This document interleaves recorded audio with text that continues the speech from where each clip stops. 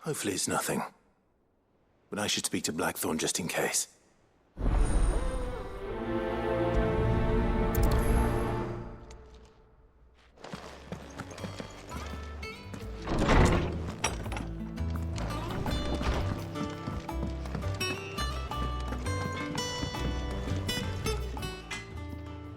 Blackthorn, do you have a moment? Not really, no. This won't take long. I just wanted to ask how you're getting on. August was worried about you, that you might still be doubting your craft, even after learning the trick of that cuirass. Is there something else weighing on your mind? Perhaps sharing your thoughts might help. That bastard's like a dog with a bone. Still, you've got a keen eye, I'll give him that. He's just, well, Karen showed me something. Something I've never seen before. And that was? A sword. An odd-looking thing with a single-edged blade. The metal itself wasn't anything to write home about, but fuck me, the edge on it. You could slice a man clean in two with a weapon like that, and he'd be halfway home before he even realized he'd been cut. So that's what's troubling you? Nah, no. Not troubling me exactly. More distracting. Can't stop thinking, how do you get an edge that sharp? It's driving me mad. And if you knew how to do it, we could arm the curse breakers with even better blades. That's about the size of it, yeah. I'll see what I can find out. Sharper swords are always welcome. And we can't have our master blacksmith being distracted. You're a soft touch, you know that. But I can't say I'm not grateful for it. Good luck, eh? Thank you. Let's see what Karen knows about this sword.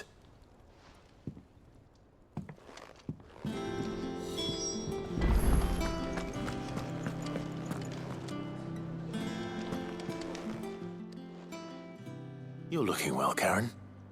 What do you want? Out with it. I want to know about the sword you showed Blackthorn. Single-edged and extremely sharp. Running around after him again, are you? I suppose I am, yes. But I need to help him find out how to work an edge like that. It's driving him to distraction. Little wonder, I suppose.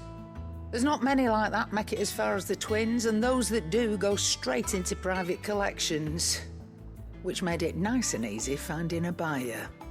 Can you tell me who bought it? Where is it now? You think I tell people who my clients are? Suppose you're not likely to go nicking him off me, are you now? Fine. If you stop mooning at me like that. Lord Ignac's the man you want. Dalmekian bloke. Collects weapons and the like. And he's got more money than sense, which is why he's one of my favourite clients. Reckon he'll still be at the inn in Dalamil, where I left him. Thank you, Karen. Oh, and he's a touch eccentric, if you take my meaning. I appreciate the warning.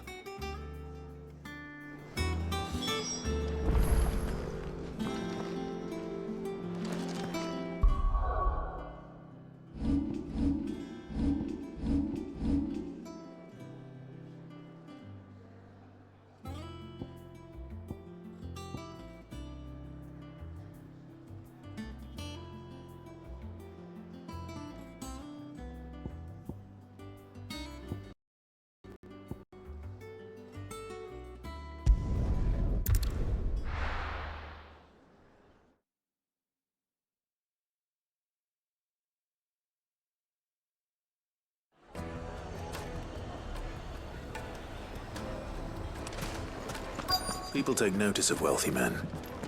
Shouldn't be too hard to track down Karen's collector. The whole mother crystal gone. What are we gonna do? Calm yourself. I don't know.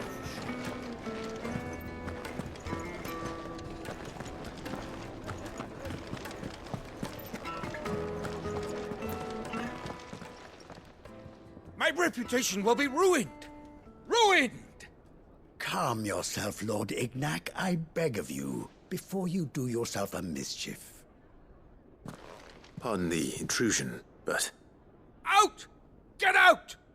I paid for these rooms so I wouldn't be disturbed. Leave me be! Please, allow me to apologize. His lordship is going through a difficult time, and he's never been fond of guests arriving unannounced. Radim! Get rid of the filthy oaf this instant! Very good, Lord Ignac. Would you mind stepping outside for a moment?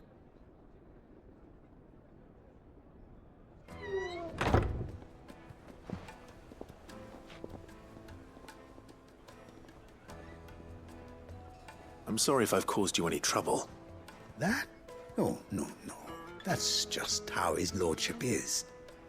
Though the morning's events have left him somewhat fractious. He has been dispossessed of his luggage, you see. The thieves also made away with a considerable amount of coin. Coin the innkeeper will soon be keen to collect. I don't suppose a certain blade was among the stolen items. A single-edged sword. It was purchased from a merchant friend of mine. Ah, you know Lady Karen. Yes, I'm afraid it was. Then I'll retrieve Lord Ignac's luggage. But I have one condition. You have but to state it. You are welcome to anything that is within my power to grant. I want an audience with Lord Ignac. A few minutes should be enough. Then I'll be on my way. A condition I would be a fool to refuse. Of course, you shall have your audience. I don't suppose you saw where the thieves went. I did not, no.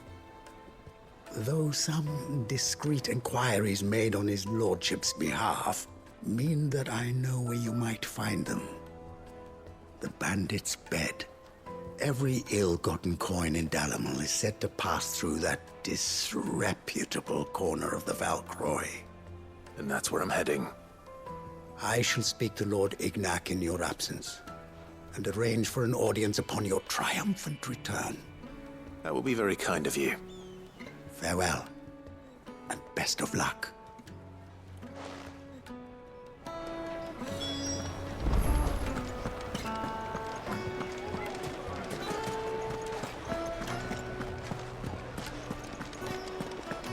It seems the rumors were true.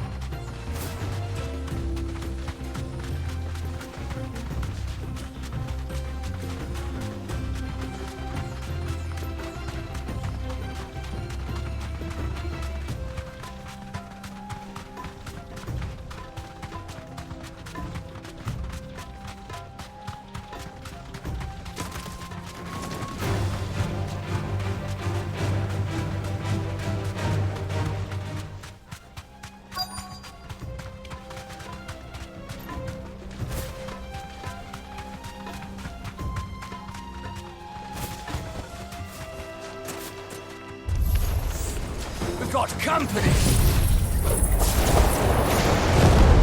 Come on, lads, let's tear the bastard's head off!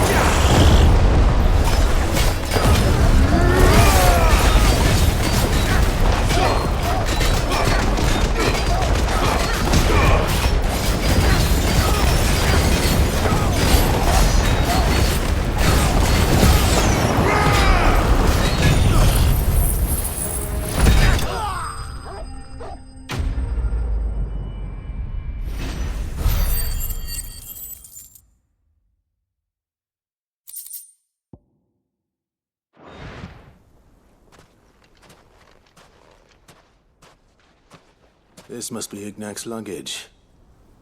Nothing seems to be damaged. All right. Let's get it back to Dalamel.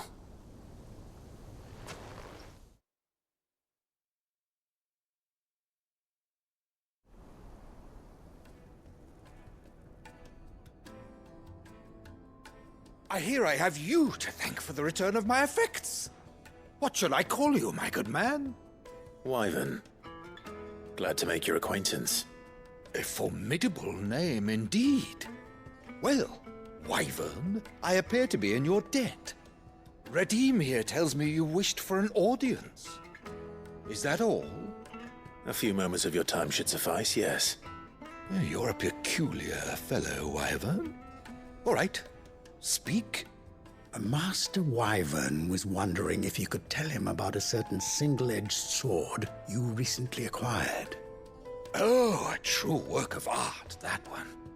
Karen drove me hard on the price, but I would have sold her Radim here to get my hands on that sword.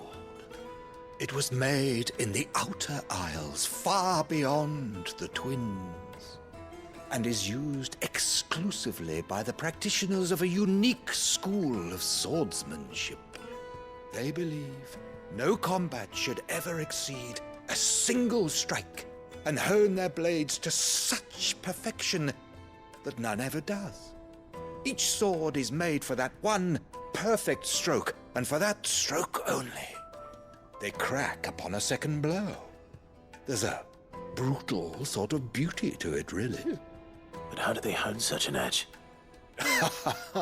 Fine question. Why, they use a whetstone, of course. Whetstones, rather. A whole array of them, ranging from the coarse to the fine. 10,000 licks with the sharpening stone, then 10,000 more. But it is the final stone which lends the blade its legendary sharpness. A mineral quite foreign to this great realm of ours. And that is the key. The secret ingredient. Wyvern, it occurs to me that my little lecture is hardly equal to services rendered. Take this, together with my regards. The very stone of which I spoke, far rarer among collectors than even the blade itself, and a far more fitting payment. Thank you. Pardon the intrusion, my lordship. However, it is long past time we prepared ourselves to depart. So it is. I am locked in bitter competition with a rival collector of curiosities. I am one step ahead of the unscrupulous scoundrel, but he is hard at my heels. And there are many other collectors out there. Too many to count, but only one do I consider my nemesis. Lord Byron Rosfield, and is a perennial thorn in my side. I can imagine. Farewell, Wyvern. May our paths cross again. Radim, we mustn't dawdle.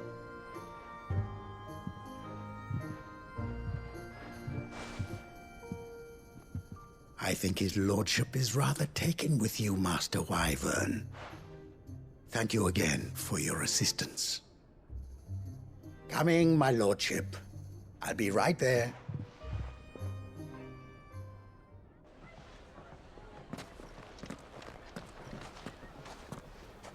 Trust Uncle Byron to find such an interesting rival. Now, let's see what Blackthorn makes of this whetstone, shall we?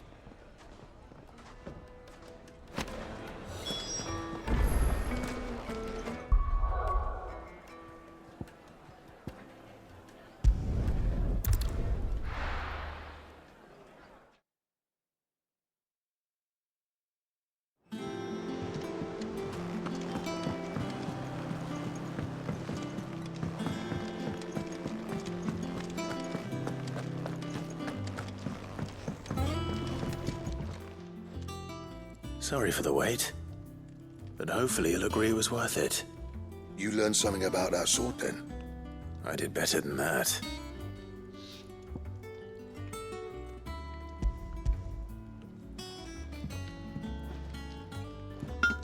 I one you'll find anywhere in Valisthea.